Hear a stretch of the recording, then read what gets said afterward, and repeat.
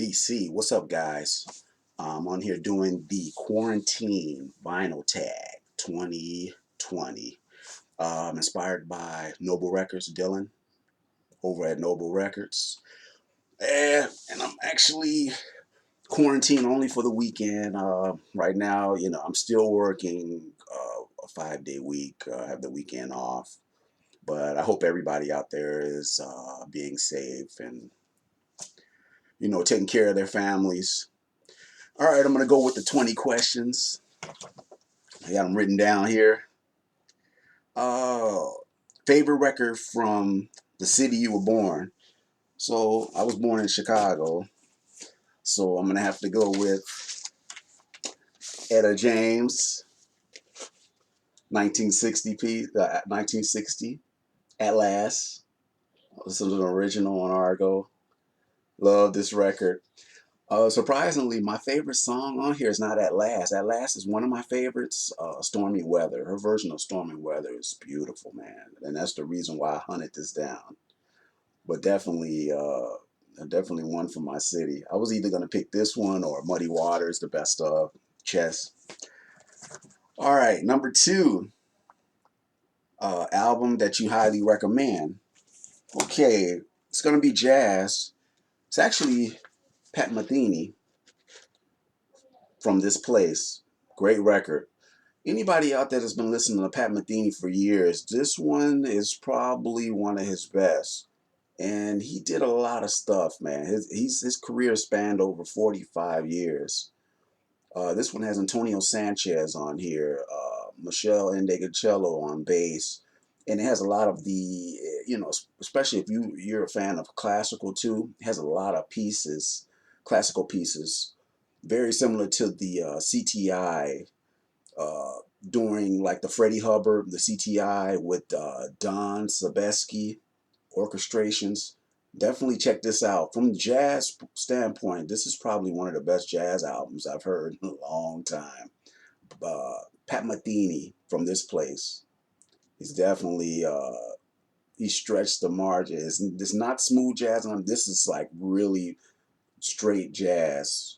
Something definitely to check out. A tip for a beginner. Anyone out there beginning collecting records, definitely if you like a track, you got all of these websites you can check out before you even buy the album. I recommend, checking out like Spotify if you have a Spotify account. YouTube is another one. They let you sample or all music online. You definitely can check out new tracks by different artists, and actually you get to sometimes you can sample all of their work and even previous albums, or if they're new you get to check out their new albums, the little snippets. And then when you're collecting vinyl, I will always say, uh, when you go into the record stores, you build a rapport, building a rapport, talking to everybody that's in the shops, the store workers, and a lot of them, they always really cool. They tell you, what they have in stock, what this person sounds like, who to look for, or, and a lot of the connections too, when you're listening to a lot of music, who played on this, who played on that. A lot of the store owners are really cool. So, making friends with store owners, you actually can get records. You get some great recommendations. Okay, number 4, first record that got me into deeper music. This one always does it, man. Dead Can Dance, man. This one, I remember when my boss turned me on to this. When I heard that track, Anywhere Out of This World, this here, man, took me to a whole nother place. I actually ended up seeing them in 2015, I believe it was. I saw them live. Dead Can Dance. They're from the 4AD label. Uh, Cover done by Von Oliver, which he does a lot of great artwork. Cocteau Twins on that label, and of course the Pixies, stuff like that. But yeah, this was the one that got me deeper into the music. I actually have all their discography. I've been blown away by it. Their music, it's like neoclassical Gregorian chant. It's not that far. If you heard Passion by Peter Gabriel, the soundtrack, Passion of Christ, very similar. An obscure record people may not know about. This one. Sorry for the glare. Max Roach, Archie Shepp, Sweet Mayo. This was done in '76. This is a duo. Anybody out there that likes Archie Shepp, which is, he's from the Coltrane school. And it was like more of the Coltrane when he started free jazz. Definitely check this out. This is far reaching. This is some serious jazz here. I'm actually a Max Roach fan also, and Archie Shepp. I liked a lot of the stuff he did with BYG and Impulse. And then Max Roach, of course, he's the great drummer that drummed on Saxophone Colossus and many. And actually, as a solo artist, he's a legend too. So definitely check this out. It's called Force Max Roach. A lot of people, I've never seen anybody show this. Maybe I've seen people talk about it, but this is some serious stuff here, man. It's about like 3 tracks. They're all long, but it's inspirational, man. Some dope stuff, man. A group that you collect all their albums, or try to. Well, The Cure, David Bowie, and this group here, I got all of their discography. All their discography. Massive Attack, this is the first album. Protection, these are all originals.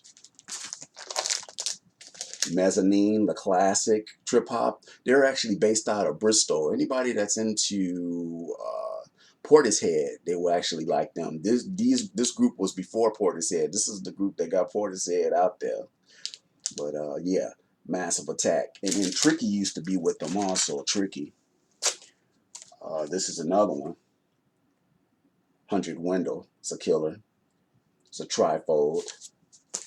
And then the album I saw him on the tour is Heligoland. This is a great album. Has a lot of guest people on here. Damon Albarn, Martina Topley Bird, Horace Andy. Horace Andy's on a couple of their albums, but yeah, Horace Andy's on here too. But Damon Albarn from Blur, Gorillaz. But yeah, those are all, that's their disc. I'm just showing that one because I have a lot of different, I have all the Roxy Music, most of the Stones. Yeah.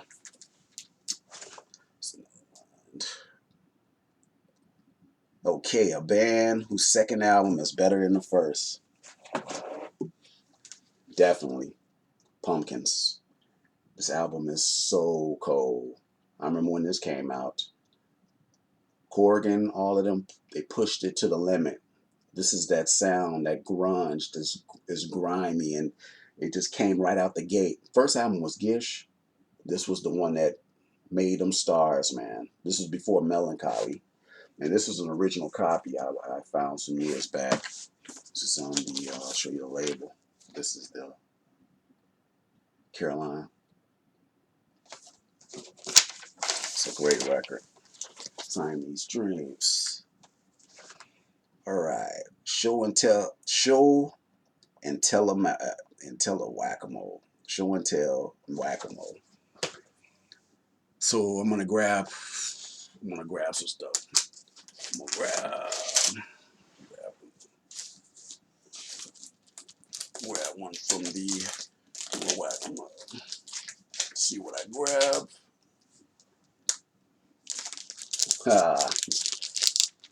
Red Garland. This is a trio album. Actually, I picked this up last year. It's a great album with Paul Chambers and Art Taylor.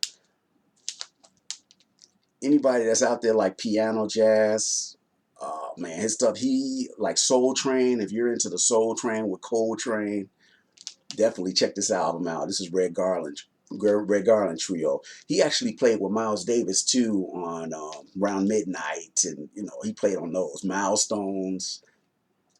Great stuff, man. It's really good. Check it out. This one came out in like 1957, if I'm not mistaken. But this is like a second press on the Prestige label. That was my whack-a-mole telling the story. I picked that one up at Record Wonderland in the western suburbs in Illinois. Okay. What album you listen to the most in your life? Definitely. This was the first album I heard, and I still play this album to this day. This is the Mo-Fi version of it. What's Going On, Marvin Gaye. Which I was could have included it with the 1971. That's the year I was born, but I didn't include it because a lot of people always, talk about that album. Okay, show an album with a crazy story.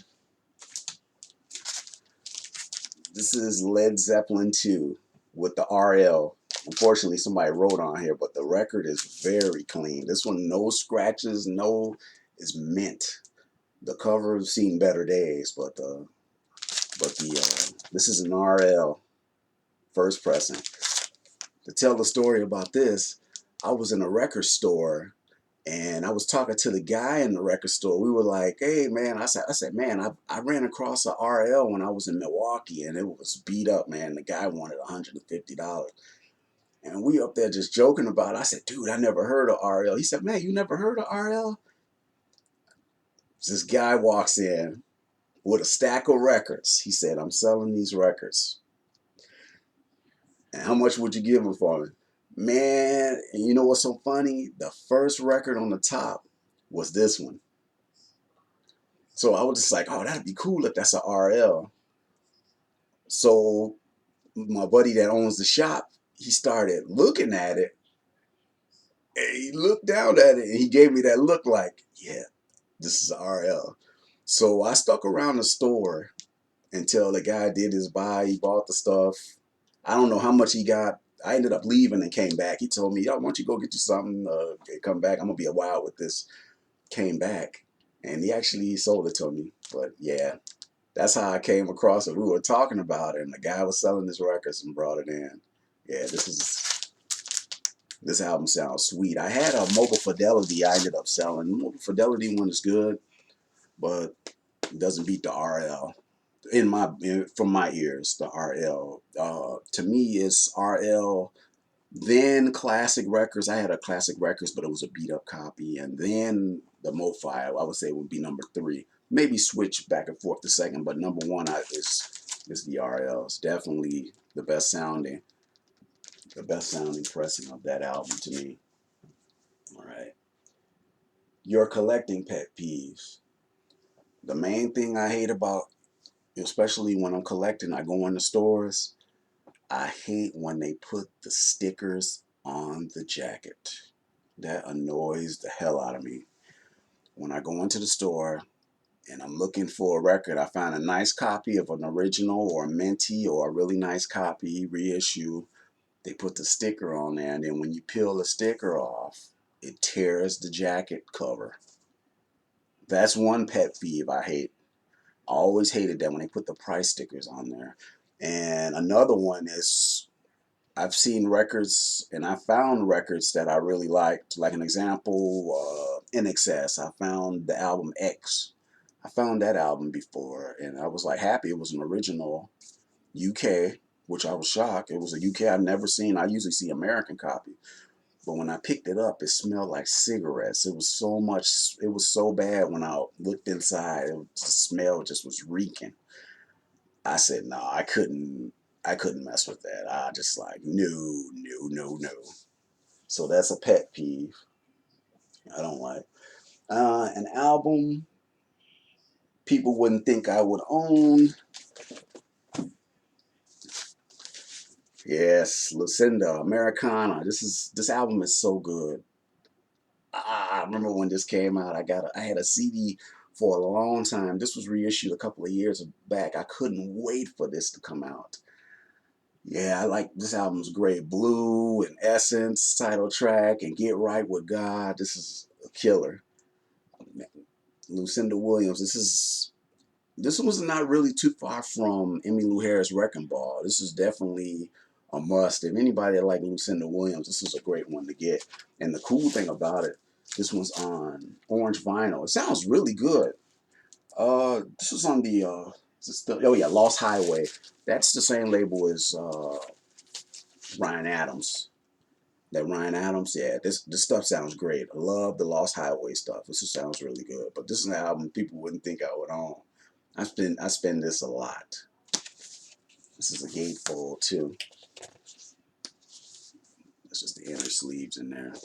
But this is a great record. Lucinda. Okay.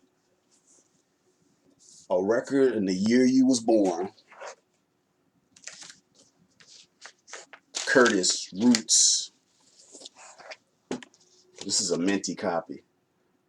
The only thing, it was ripped, the calendar, but the calendar's on here. My wife was laughing because it actually has the year because she was born a year after me. It has the month and the day she was born on this calendar. But this was like a fold out. This is a minty copy too. There's the calendar. Curtis Root. That was one that was born. The year I was born, 1971. Pretty much all the Curtis stuff is good. His other album too was on that. His other album was Curtis Live. Curtis Live is definitely another record too. That was they both came out the same year. I believe the Curtis Live was recorded in 1970, but they at the Bitter End, New York somewhere. But they released these two near each other, like a couple of months apart. But it was released in '71. Show a 10-inch record. This was for The Cure, Pornography. This is a single. The Hanging Garden, 100 Years. This is from the album Pornography. And then it has a live version of The Forest and Killing the Arab, recorded in Manchester, England. This is killer, man. This was recorded in Manchester. This is on the Fiction Record label. And this was in 1982. But yeah, this is a German press of this. And how I feel about the 10 inches, I kind of don't like them because they don't fit in the racks, and I'm finding jackets for them, inner sleeves. I know they make them, but you will have to buy bulk just to get one. You can't just buy one. So that's what I don't like about them. You can go to a record store and just buy a 12-inch one or two sleeves, but you can't do that with the 10 inches. So that's the thing I don't like about them. Uh, oh yeah, share an interest or fact about a song. Oh, I got two of them. This one, I used to always wonder about this. I remember this song when it came out in the early 90s, Constant Craving. Catchy as hell. This is actually a great record. The whole album is good. This is one a sleeper to me. This is one that's really good. Katie Lang, Ingenue. This is her debut. I believe this was her debut. But yeah, this album just flows. But yeah, Constant Craving was written by her.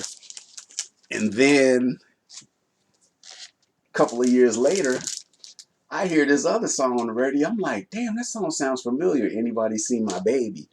I said, man, wait a minute. This sounds like Constant Craving. And then when it breaks out into this is Stones, Bridges of Babylon. And I was just like, wait a minute. I said, that sounds alike. And they were going back and forth about it. And in 2017, they settled.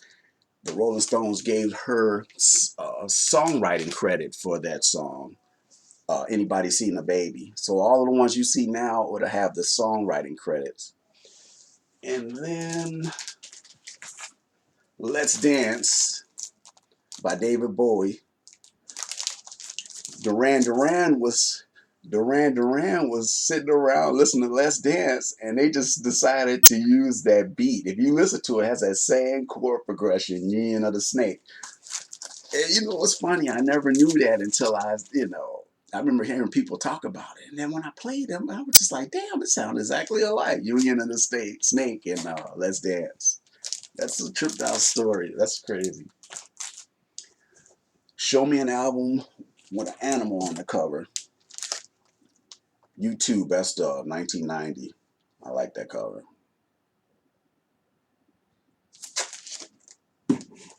Show a really good album for cheap.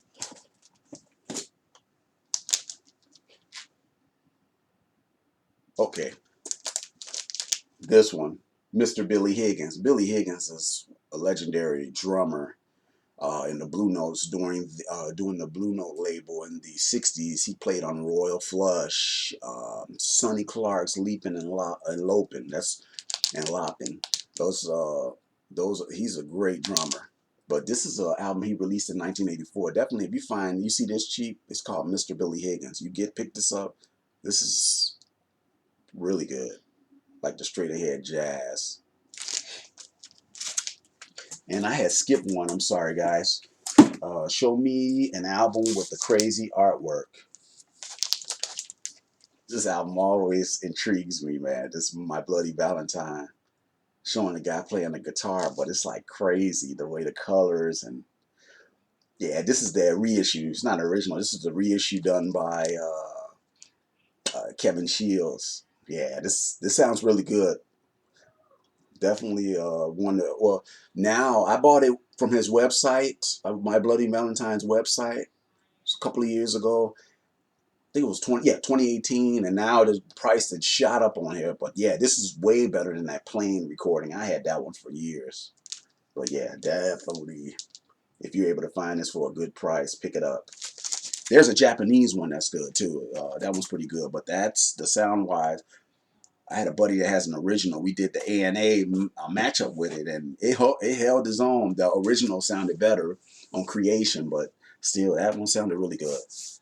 It was a good. I was happy to pick that up. Sure album. You had to acquire the taste. Back in '97, I was working with some guys that really opened my mind into music. A lot of different music out there, and you had one guy. His name was Sean. I remember this dude. All the other guys used to play like VU and stuff like that. This dude comes in. He said, "Hey, my name's Sean." I spoke to him, and we was listening to music. He said, "Oh, you've been listening to a lot of stuff. Why don't you check this out?" So he throws this on, the Pixies. I was just like, "What the heck is this?" But I said, "Man, this sounds pretty good." And I listened to it. I said, "Oh, it sounds like." I said, "Oh, somebody you got that punkish. It's like Nirvana-ish type, like Bleach." And he was like, "Yeah." And Nirvana was influenced by him. So he started playing this, and I acquired a taste of this. Monkey Goes to Heaven. I ended up digging this, man, and I ended up picking up most of their stuff. I almost got all their discography. I got all their vinyl. Bossa Nova is my favorite album, the one after this. But yeah, this was the one that led me to digging these guys. They're from Boston, the Pixies. Frank Black, Kim Deal. Yeah. Yeah, I love this. This is a killer, man. When I found this on MoFi, I was happy, man. Yeah. And my recent find, I bought another MoFi. Picked this up earlier in the week. I ordered it from Acoustic Sounds. I had a copy of this. I bought at a record show. I bought it at a record show, and it was skipped right on Layla. So I was kind of pissed off about it. I didn't pay that much for it, but I said I'm gonna go ahead and break down and buy me a new one. Since I'm a Clapton fan, I like Clapton during this period. You know, so yeah, Dwayne Allman, and yeah, so yeah, that's the vinyl tag quarantine, 2020, guys. Man, got through it, man. Everybody, stay safe out there. I got to go right back to work. I'm sorry I haven't been doing any videos. I've been busy working. We've been steady. I'm working for an essential company, but yeah, but and then another thing, I hurt my hand, messed up both of my fingers too, so I was at work. So, but yeah, I've been still trying to buy some music here and there, but you know, everything is good. Take care, guys. Peace out, VC.